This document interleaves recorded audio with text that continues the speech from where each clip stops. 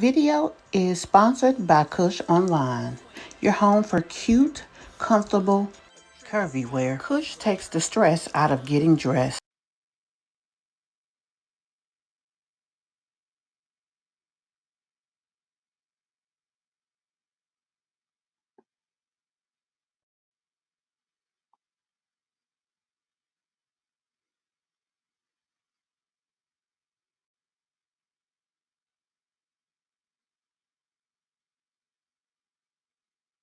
Hey guys, welcome to my channel and welcome to another video. This is my first video over here on the CrimeTube channel, and I just want to introduce myself for those of you who are not familiar with any of my other channels. It's me, just me, CMB, and I do commentary. I do this is my new CrimeTube channel. I usually have different cases over on my other channel, Just Me CMB, but I decided to be more organized by moving that over here.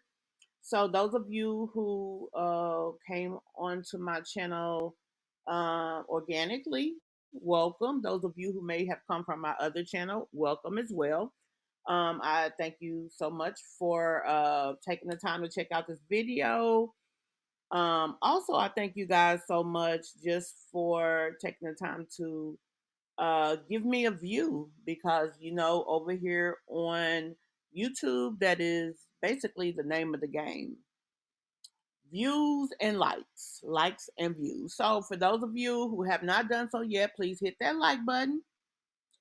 Also, turn on those post notifications after you hit that subscribe button so that you will not only know when we upload, but so you can be notified when we have things going on over here on the channel. Thank you guys again. Like I said, today we're going to be talking about on our first or inaugural live over here on CrimeTube, we will be discussing an aspiring Atlanta rapper who was charged with CB for causing harm to his daughter. Um, I don't know why he did it, but we're going to briefly go over the story. And then we're going to be back with our commentary. Okay. So let me get this set up for you guys momentarily. And while I do that, I'm going to put up the disclaimer so that we can get moving. But I saw this and I don't know, it did touch my heart. Like, I don't understand why sometimes people do the things that they do, but all you can do is pray for them because clearly they have issues way beyond what they can control. So, like I said, we're just going to jump right on into this video.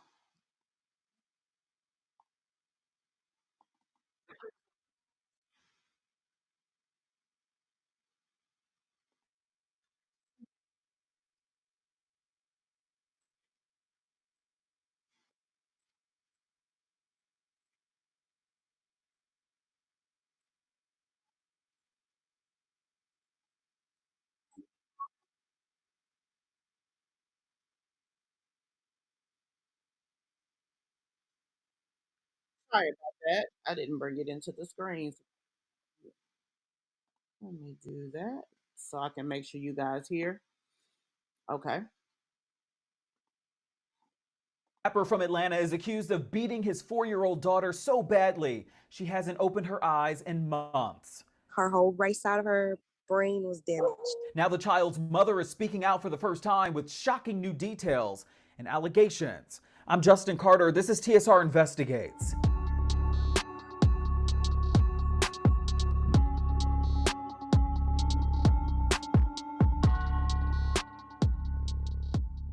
Kiana Watts met Taquan Alexander back in February of 2016. The two were co-workers at a McDonald's restaurant in the Atlanta area. They soon would fall in love, and they welcomed a baby girl later that year. Her name is Alani.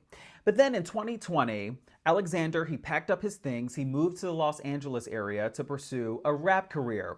Then in September, They say that he was an upcoming rapper. He also had a cousin who played professional football. I don't know if that'll be discussed in this story here. 2021, Watts says that she allowed Alani to go visit him just for about 3 months. However, weeks before Alani was to return home to Atlanta, she says that she got an emergency call that Alani was being rushed to the hospital with severe brain injuries and fractured ribs. Kiana Watts says that November 29, 2021 will forever be one of the worst days of her life. A detective called me and informed me that my daughter was bleeding from the brain and has had emergency surgery. She then got a text and a FaceTime from Alexander. He told me that Alani passed out standing in timeout. The ambulance is here. You know, he told you that she had passed out, but I'm sure you had questions. I did. And when I asked him, was she okay, how she passed out, he really wasn't answering me. Like, he was just shaking his head and covering his mouth like this, not answering me. First of all, it looked like he had just woke up. She hopped on the first flight from Atlanta to Los Angeles. Describe what she looked like. Oh my God. She had a tube down her throat. She didn't have hair on the side of her head. It was a marker right here, written in the middle of her forehead because of the surgery. According to this ER report obtained exclusively by... Okay, this is the report. I'll pause it so you guys can have the opportunity to check it out. As a mom and now a grandmother, I don't know what I would do or how I would feel if this happened to me. I guess it's good that they had I don't even know if I can say that. They had enough of a relationship that she trusted him with his daughter. Also, I'm sure it was helpful to her to just have some time to herself and just to think you trusted the person with your child. And then, fast forward, you get a phone call, with this kind of news. I can only imagine how she felt. Actually, I don't think I can imagine, but oh my gosh, like, I'm sure that was awful. The shade room, the 4-year-old Alani had, quote, extensive bleeding located on the right side of her brain, and because of the building of pressure, the child's right part of her skull was removed to evacuate the bleeding. Instead of being truthful, I had to find out from a detective what really happened. We also got our hands on this 60-page court document. Alexander allegedly told investigators that, quote, the child is a bedwetter, and when she wets the bed, he punishes her by making her do rigorous exercises with an element of physical abuse, like hitting with boxing gloves. Element of physical abuse, like what? Hitting her with a belt and hitting her with a speaker wire. The report also goes on to say that on the day that Alani was rushed to the hospital, she, quote, wet the bed, so he made her do wall planks. Then he gave her a whooping with a belt. During this whooping with the belt, the child tried to protect herself by moving a stereo speaker in front of her to block the father's actions. The father then proceeded to take the speaker wire and whoop her with that, then had her do more rigorous exercises while he drew her a bath. Moments later, he says that, quote, when he found his child was having seizure-like symptoms and appeared to be losing consciousness, he put her in the bath in an effort to revive her. When that did not work, he called 911. I was confused because I talked to Alani all the time when she was out there. I got pictures all the time from him. At the hospital, doctors found deep bruises and puncture wounds all over her body. Court records also showing that Alexander said he, quote, only became aware of the puncture wound that day and shared that he does not know how she got that puncture wound. He suggested to authorities that Alani was playing with puppies over the Thanksgiving holiday, and that's perhaps how she sustained those wounds. After questioning, Taquan Alexander was arrested and charged on felony assault on a child, aggravated mayhem, torture, and child endangerment. How many people live in a house that you know of? And that's the crazy part. It was him, his brother, his uncle, and his other uncle, and his girlfriend. I knew none of that. I just knew about the owner of the house and his girlfriend. Watts claims that this all happened while Alexander was living at his uncle's house in Thousand Oaks. She says that his uncle is LA Rams cornerback Troy Hill. Last time I've heard from them was when it happened, and everyone who lives in that house story does not add up to me. We reached out to Troy Hill's management team for a comment. In an email, a spokesperson wrote, quote, Mr. Hill is aware of the allegations against Mr. Alexander. Unfortunately, Mr. Hill was not present at the time of the incident, nor was he the legal owner of the residence, and has no personal knowledge of what transpired. Additionally, as a result of the ongoing investigation against Mr. Alexander, Mr. Hill has to refrain from further comment at this time. Now, my question is, why does he have to refrain from comments? If he was not there when it happened, all he has to say is, I was not there when it happened. If it was not his home, that's all he had to say. If he was there visiting or staying there, he could say that. I mean, it's just interesting. You know, he's more concerned at protecting himself as far as his personal brand, I guess, than to just make a comment. His name has already been attached to the story. So whether you say something or not is not going to change a thing. Because there's not much you can say but to tell the truth. I was not there. I do know that something happened, but I'm not even sure what happened. And I never witnessed him or her in any kind of situation like this. That's all he had to say. But instead, he's basically, almost seeming like he's not cooperating to make a comment or statement like that. Say hi. Alani, tell the world hello. Watts says that the hospital did pay for Alani to fly back home to Atlanta, where she's currently bedridden.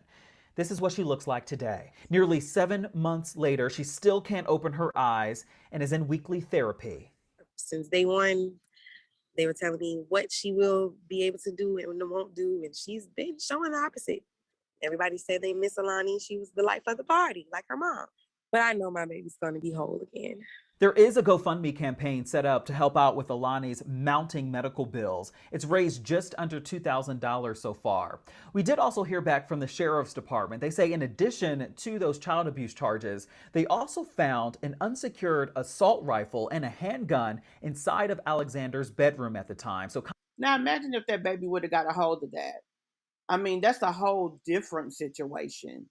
But imagine that. Like, what in the heck were you guys doing there?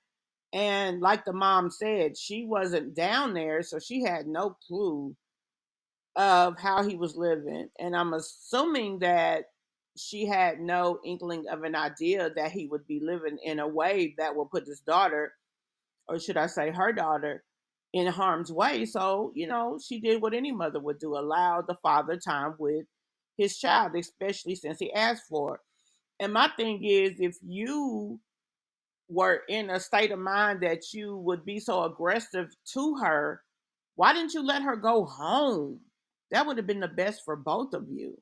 Consequently, he also faces 4 additional weapons charges and is due back in court July 7th for a preliminary hearing. For TSR Investigates, I'm Justin Carter.